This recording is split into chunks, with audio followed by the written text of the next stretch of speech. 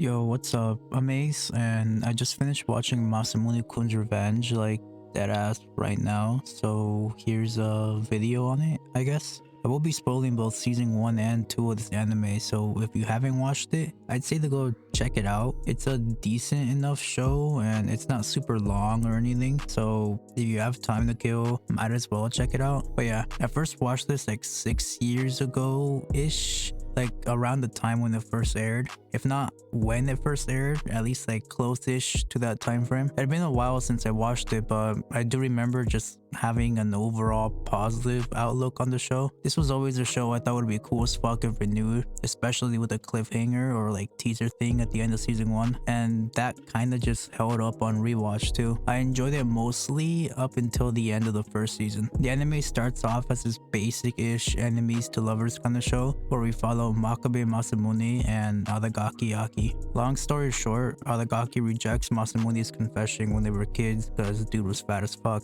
She berates him and calls him pig's foot, which caused him to be bullied hard as fuck. A few years go by and he kinda just glows the fuck up, and now he wants her to fall in love with him so he can reject her as a form of revenge, I guess. But we thought this premise was funny as fuck. Like, bro, no way was that deep that you harbored this hatred in you for like 8 years. Shit's peak. And it does lend itself well to a rom-com. It's a solid enough premise to carry a show, and it sets off both characters pretty well, in the sense that one of them isn't super annoying or unlikable in the enemies to lovers scenario. Throughout it though, there's other love interests, a potential side couple, and other things typically found in a rom-com anime. The overall gimmick of it is played out pretty well too. Like, Masamune's tactics and other interactions in the show are funny, and they end up having cute moments sprinkled throughout the first season.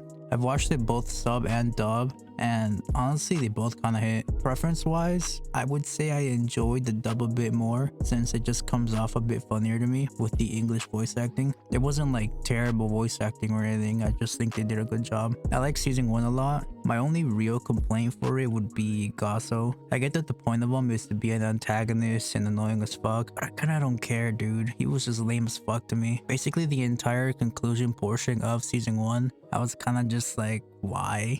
Like, why is this a character? Get him off my screen. I get wanting to shake up the status quo, but this was just stupid as fuck to me. I don't mind the love rival aspect to it, but I would have preferred it to be done in a better way. Like, pretending to be a fat Masamune was just dumb as hell to me. It's beyond Mickey Mouse and honestly lame as shit, cause through it all, you know he's not gonna win. There's no real stakes to it, and he's just there to be a speed bump if anything. I would have liked it if he was at least likable and somewhat of a real threat to the status quo. Going into something more positive though, the one thing I've always liked about season 1 was how it ended. The cliffhanger slash teaser thing at the end is just beyond peak to me. I remember finishing the show at like 2 a.m. or something and just being hyped as fuck for a school trip to Paris and out of the potential it had. Like, dude, a whole season for a chunk of it in the city of love. There's so much to do there with the enemies to lovers trope, and it kind of opens up the possibility for new shit not really possible or doable in the typical school setting. And after years of waiting, I have finally watched season 2, and dude, holy shit, the school trip was beyond mid and underwhelming as hell. Like, I'm actually so sad. It's literally nothing but wasted potential. Like, bro, a whole new setting, this grand adventure overseas. It's actually something you don't commonly see in a rom-com anime,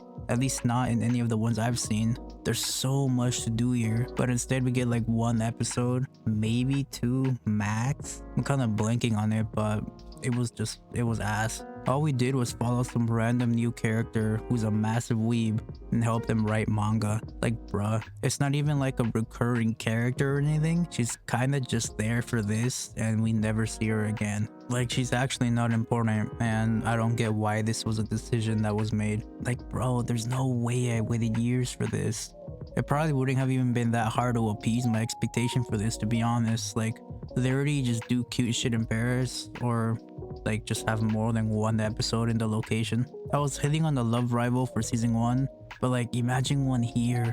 I think it would have been way cooler in this context. Like, Masamune being hyped as fuck to try and get at Aragaki in Paris, and then we see him like succeeding only to get cut off by a new character that's actually impactful. And through it all, maybe he could start to realize that maybe he's not only after revenge, and that he's actually starting to like her, or like something. I don't know. I'm spitballing heavy and maybe I was expecting too much, but like would have been cool to see more because right now, as is, the school trip is kind of just a normal set change. The whole plot of this part could have easily been done anywhere else in Japan. What happens in Paris could have been accomplished in a fucking 7-Eleven parking lot and nothing would change as a result. And that's just something that's lame as fuck to me about season 2, like right off the jump. We do get more lore here though that expands some of Masamune and Adagaki's backstory. Through this we get a massive plot twist and it turns out Adagaki didn't say all that crazy shit to Masamune.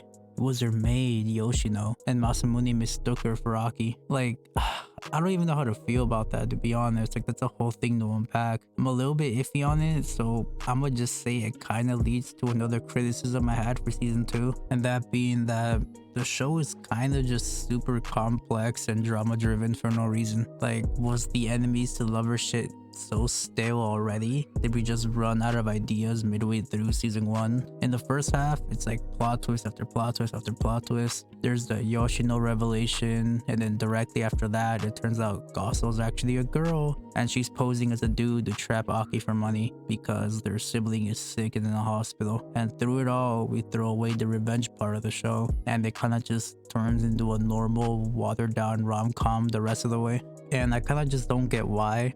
Like, in my eyes, the original concept was solid as fuck. Maybe I'm in the wrong here, and I'm just an 8 for not getting it, but would it really have been that bad to go down the more generic route instead of trying to be quirky just cause? Like, yeah, it's generic, but having him be close as fuck to revenge and then realizing he likes her would have been better. I feel like there's room to be creative and venture into new shit with the original concept. It just kind of seems like the author didn't really know where to progress and rushed over to normal rom-com shit once they ran out of ideas for the revenge aspect of the story. And as a result, we wound up with this kind of underwhelming end to everything. So at the end of the anime, Masamune dates Aki but feels bad about deceiving her. He ends up getting hives around her and is super stressed out and conflicted over his relationship. It puts him in a dilemma where he's questioning if he really likes her or not, and through it he comes to the realization that he kinda doesn't, and is kind of just dating her just to date her at that point. And that's where Yoshino comes in and becomes a bit more prominent in the show. Masamune realizes that he likes her instead,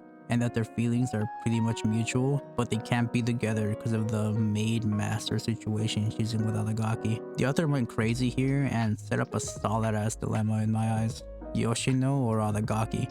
Obviously, Adagaki's gonna win. She's the one on the anime cover, but for a little bit of time I did really think Yoshino was gonna win. I was rooting for her throughout the season, and I was ready to come on here and say that this show was a masterclass and peak as fuck for subverting expectations and not actually picking the like main girl, I guess. Like, I was ready to come on here and call this the Kagurabachi of rom-com, but it didn't really happen, and that's somewhat another problem I had. Not really that he ended up with Aki, but that it was kind of just too predictable. Like, ooh, Aki won, who would have thought? I wish they had played around more with Yoshino. She was set up super well, and she went from this potential like non-factor to love interest, which I thought was done pretty well. I think she for sure could have been used better, or at least had her route be explored a bit more, because like honestly I feel like this show could have had like 3 seasons to it, but the author kind of just mismanaged what they could have did with it. Like, especially with the conclusion to the Yoshino part. Like, she confesses and everything, and it's like, oh wow, they like each other, and then it turns out like, no, Masamune was just confused and he just sees me as a friend. Like, bro, what? That was such a stupid fucking end to everything. Oh, and another thing I didn't really like was the implementation of side characters for this anime. I haven't mentioned her, but there's actually a third love interest for Masamune, that being Fujinomiya. Put it in quotations because like she's actually a non-factor. She's here just to cause drama or be fan service. She's basically a great value, watered down Ami from Toradora. Like, super watered down, almost unrecognizable. Everyone else in the anime is kind of just whatever. We get a side couple kinda with Fujinomiya and this one other guy in the anime, but it doesn't really get expanded on. Like, it's just there to be a thing, to be a thing. There's no closure or even development with them. It just sort of exists. Overall though, I would say the show is fine.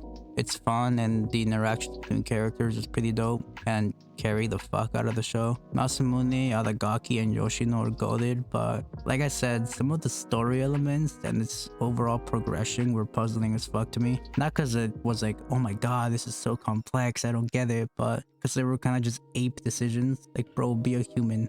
We can write this better. I would still recommend it to you though, like just off the concept alone. And that's all I really want to hit regarding this anime. For sure though, subscribe to the channel, like the video, comment if you want, and pass the video and channel around. I'm trying to grow, so that'd be dope. I do have another video coming in like a couple days ish, so watch out for that. And yeah, that's about it. Later.